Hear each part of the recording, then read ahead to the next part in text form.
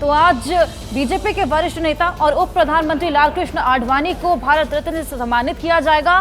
खुद राष्ट्रपति द्रौपदी मुर्मू उनके घर जाकर उनको सम्मानित करेंगे। राष्ट्रपति द्रौपदी मुर्मू ने शनिवार को राष्ट्रपति भवन में दो पूर्व प्रधानमंत्रियों पीवी नरसिम्हा राव और चौधरी चरण सिंह, कृषि वैज्ञानिक एमएस स्वामीनाथन और बिहार के 2 बार मुख्यमंत्री रहे कर्पूरी ठाकुर को देश का सर्वोच्च नागरिक सम्मान भारत रत्न प्रदान किया। चारों को मरणोपरांत ये सम्मान मिला। पुरस्कार उनके परिवार के सदस्यों ने लिए। बीजेपी के वरिष्ठ नेता और पूर्व उप प्रधानमंत्री लालकृष्ण आडवाणी को यह सम्मान आज उनके आवास पर दिया जाएगा। तबीयत खराब होने के कारण लालकृष्ण आडवाणी शनिवार को राष्ट्रपति भवन में आयोजित समारोह में नहीं जा सके थे। आज सुबह 11:30 बजे लालकृष्ण आडवाणी को राष्ट्रपति द्रौपदी मुर्मू उनके घर जाकर उन्हें सम्मानित करेंगी।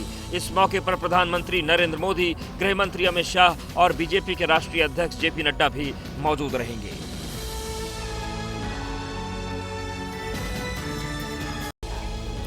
देखिए, बीजेपी ने इस चुनाव में 370 प्लस सीट का टारगेट सेट किया है और सीटों के लिहाज से अगर सबसे अहम माना जाए तो यूपी सबसे अहम है, जिसकी 80 की 80 सीट जीतने के लिए बीजेपी ने टिफिन प्लान तैयार किया है। मकसद है यूपी के हर बूथ में 370 प्लस अतिरिक्त वोट हासिल करना। लोकसभा चुनाव को लेकर आज राजस्थान में केंद्रीय गृह मंत्री अमित शाह चुनावी शंखनाद करेंगे। अमित शाह दोपहर 2 बजे जयपुर में लोकसभा की कोर कमेटी की बैठक में शामिल होंगे। इसके बाद शाम 4 बजे सीकर में कल्याण जी मंदिर, दुजोत गेट से तापड़िया तक रोड शो करेंगे। बीजेपी ने 400 प्लस का टारगेट हासिल करने के लिए पूरा जोर लगा दिया है। यूपी की सभी 80 सीटों पर 61% वोट का टारगेट सेट किया गया है। इसके लिए बीजेपी ने टिफिन प्लान तैयार किया है। इसी के तहत आज पीएम मोदी बनारस के कार्यकर्ताओं की टिफिन बैठक को वर्चुअली संबोधित करेंगे और जीत का मंत्र देंगे। एक साथ बनारस के 660 बूथ पर 66,000 कार्यकर्ताओं के साथ ही बैठक होगी। सभी कार्यकर्ताओं के ऑनलाइन रजिस्ट्रेशन हो चुके हैं। पूरे प्रदेश में 1,63,000 बूथों में ऐसी टिफिन बैठकें की जाएंगी। प्राइम मिनिस्टर की रैली बहुत ही भव्य होगा। उत्तर प्रदेश में माहौल आप सब जानते हैं, यहाँ क्लीन स्वीप होगा हमारा।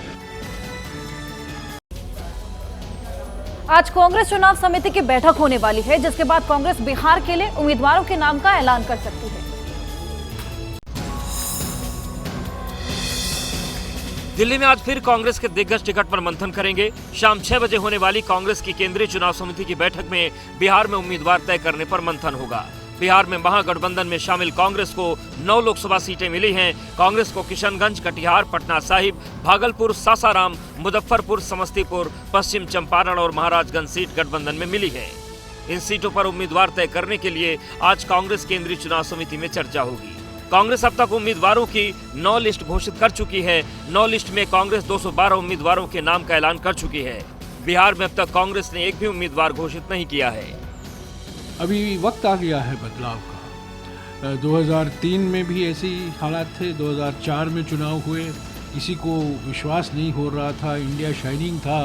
हम लोग उत्तर भारत के 3 महत्वपूर्ण चुनाव हार गए थे, प्रचंड बहुमत से हम हार गए थे, पर 2004 में हमने सरकार बनाई, यूपीए सरकार बनी। देखिए, पहले चरण के चुनाव में आज से बस 19 दिन बाकी रह गए हैं। यूपी की बात की जाए तो यहाँ पे एनडीए वर्सेस इंडिया में सीधा मुकाबला है, लेकिन इन सबके बीच अब तीसरे मोर्चे की भी आहट सुनाई देने लगी है।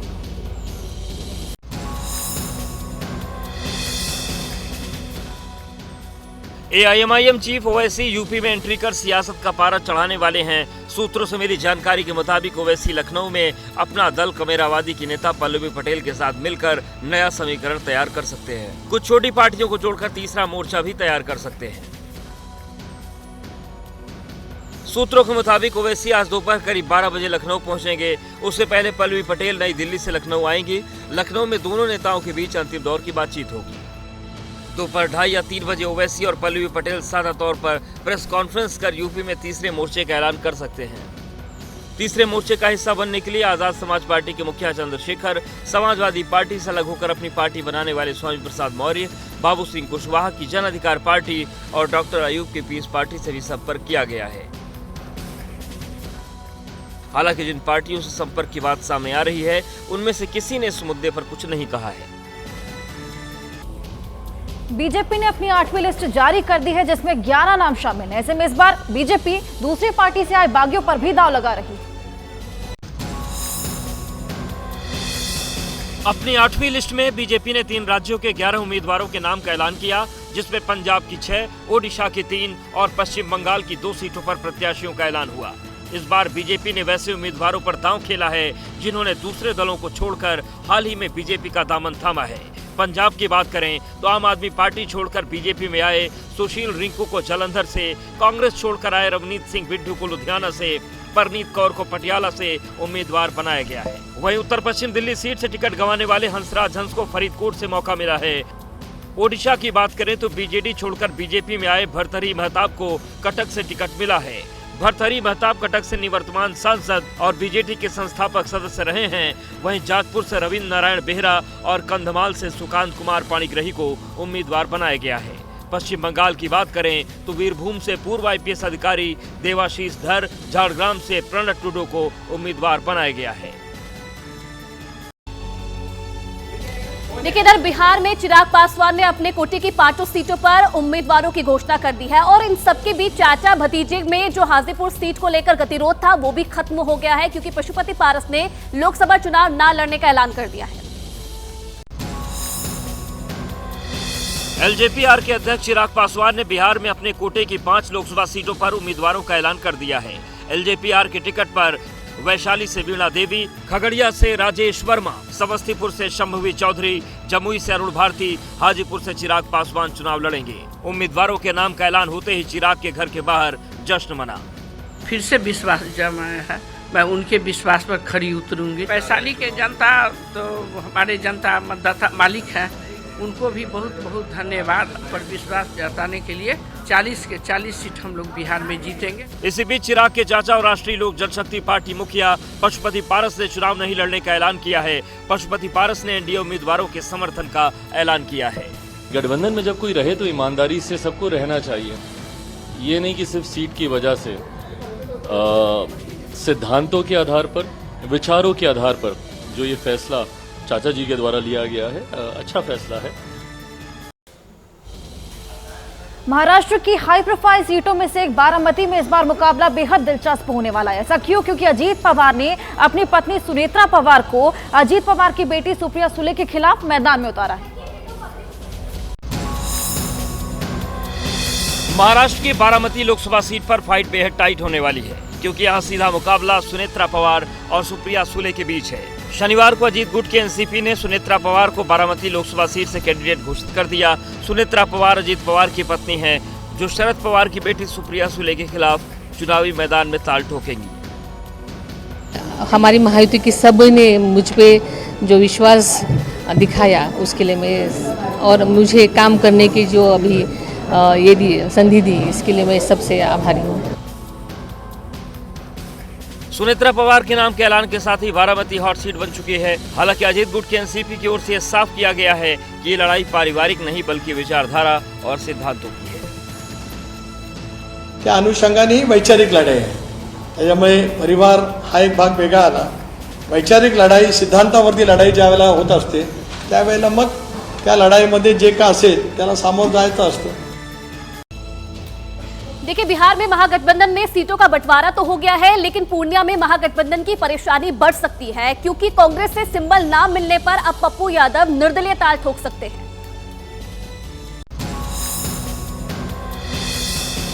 पूर्णिया सीट को लेकर बिहार के महागठबंधन में तकरार हो रही है। सीट बंटवारे में आरजेडी ने कांग्रेस की लाख कोशिश के बाद भी पूर्णिया सीट अपने खाते में रख ली। अब चंद दिन पहले कांग्रेस में शामिल हुए पप्पू यादव ऐलान कर रहे हैं कि वो पूर्णिया से पर्चा भरेंगे। पूर्णिया की जनता की उम्मीद पर पप्पू यादव खड़े उतरे। प्रस्तावित है, जनता ने कहा कि 2 को आप करिए। हम भी एक बड़े बेटे के नाते लालू यादव जी से हमेशा आशीर्वाद की अपेक्षा रखते, हम उनके साथ हैं, आगे भी रहेंगे। सूत्रों के मुताबिक कांग्रेस पप्पू यादव को पार्टी का सिंबल नहीं देगी। ऐसे में पप्पू चुनाव लड़े तो वो निर्दलीय उम्मीदवार होंगे। पप्पू की बगावत वाली बात बिहार में कांग्रेस को परेशान कर रही है, क्योंकि इस बगावत का असर महागठबंधन पर भी होगा। गठबंधन हो चुका, अब उसमें कोई सवाल नहीं बचता। ये सब सवाल का जवाब मिल चुका है, अब इसको कुरेदने से कोई फायदा नहीं। पूर्णिया सीट को लेकर कांग्रेस राजद के बीच में कोई समझौता हुआ था, कोई बातचीत हुई थी, बट इस तरीके से जब गठबंधन में दो दल आपस में विरोधाभास में दिखते हैं तो उसका नुकसान ही उस गठबंधन को होता है। इंडियन नेवी ने एक बार फिर अपना पराक्रम दिखाया है। इस बार समुद्री लुटेरों के चंगुल से एक दो नहीं बल्कि 23 पाकिस्तानी नागरिकों को छुड़ाया है। समंदर की लहरों के बीच भारतीय सेना ने समुद्री डाकुओं के खिलाफ बड़ा ऑपरेशन चलाया। भारतीय नौसेना ने अदन की खाड़ी के पास समुद्री लुटेरों को उनके हमले का जवाब दिया और घंटों की कड़ी कार्रवाई के बाद 23 पाकिस्तानी नागरिकों की जिंदगी बचाई। सेना ने ऐसा पराक्रम दिखाया कि मछली पकड़ने वाले जहाज एआई कंबर पर सवार समुद्री लुटेरों ने आत्मसमर्पण कर दिया।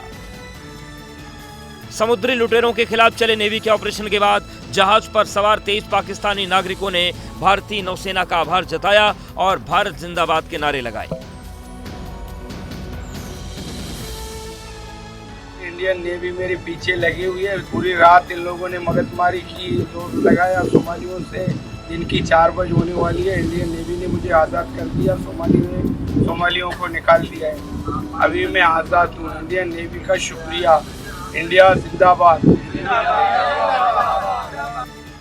एनडीओ 400 पार के लिए बीजेपी ने कमर कस रखी है और यूपी में 80 की 80 सीट जीतने के लिए कोई भी कसर छोड़ने नहीं वाली है।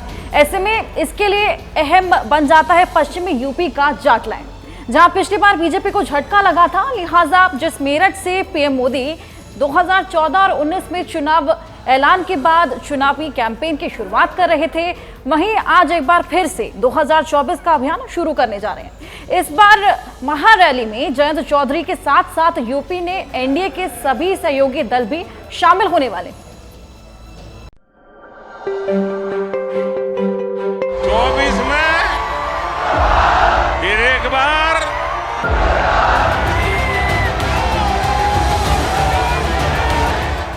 जहां से देश की आजादी के लिए पहली क्रांति की शुरुआत हुई थी, पीएम मोदी आज उसी धरती से 2024 के चुनावी महासमर की शुरुआत करेंगे।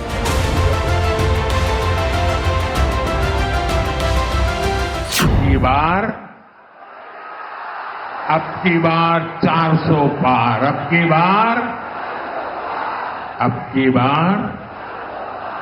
बार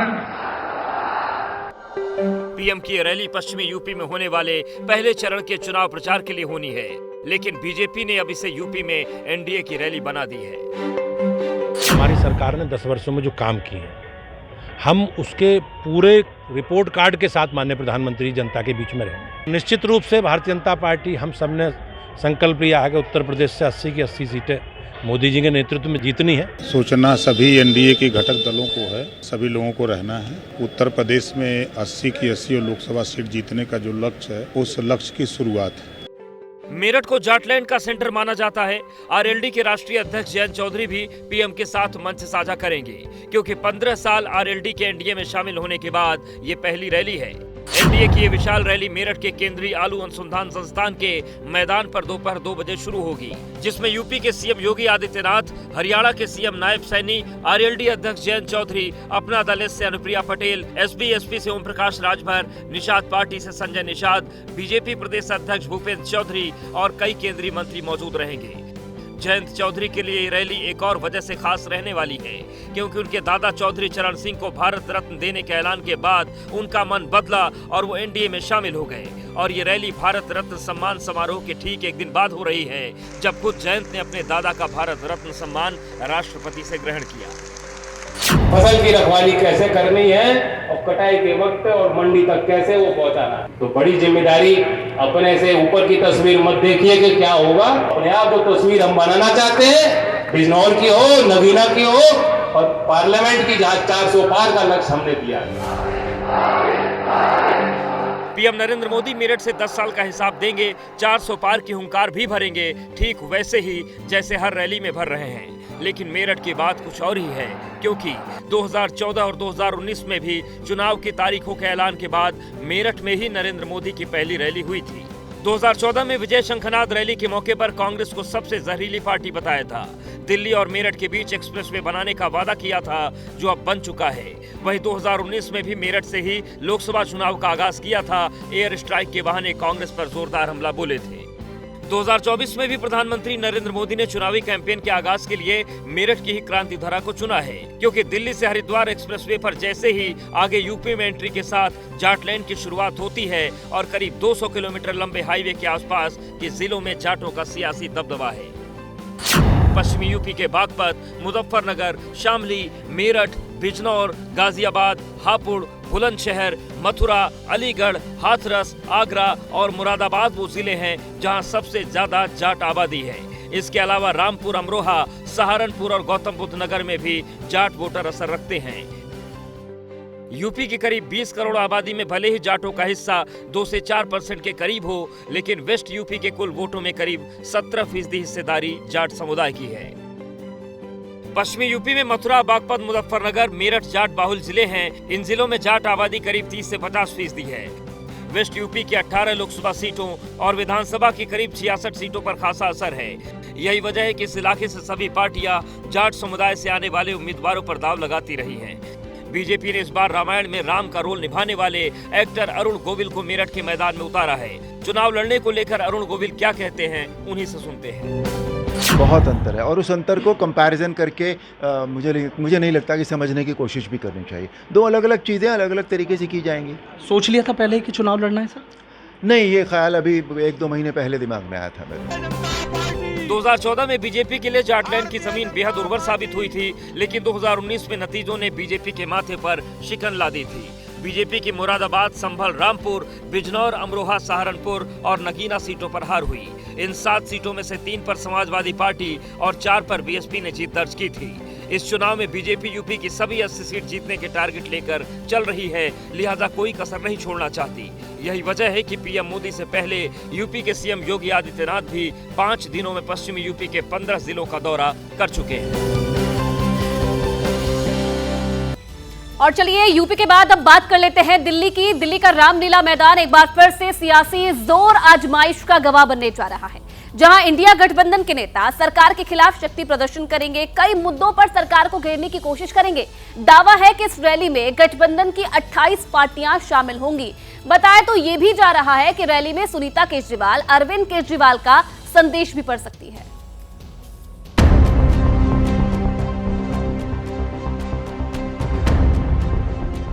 दिल्ली का रामलीला मैदान, जहां से आंदोलन के बाद आम आदमी पार्टी वजूद में आई, वही मैदान जहां से अरविंद केजरीवाल की राजनीति का आगाज हुआ,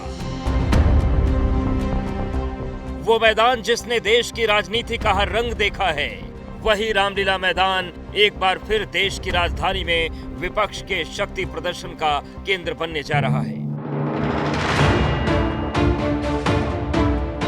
वहीं दिल्ली का रामलीला मैदान बड़े राजनीतिक जमावड़े का गवाह बनने वाला है।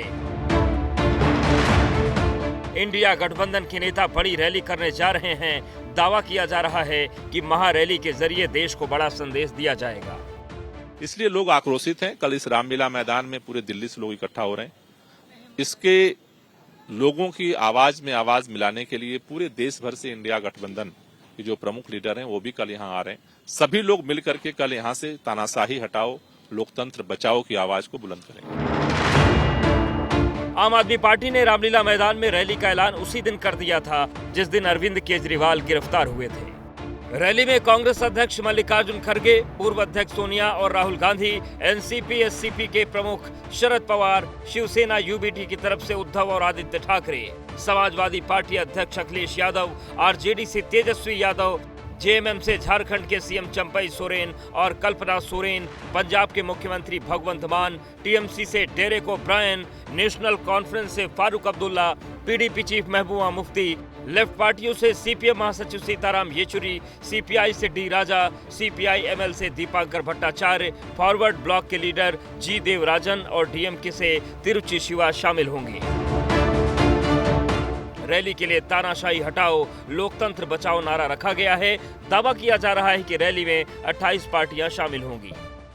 देश की जनता चाहती है लोकतंत्र बचे, संविधान बचे, निष्पक्ष चुनाव हो और ये जो बार बार विपक्ष पार्टियों के खिलाफ बिना मतलब के राजनीतिक साजिश रचाई जा रही है, बंद करने का संदेश आ जाएगा कल की रैली से।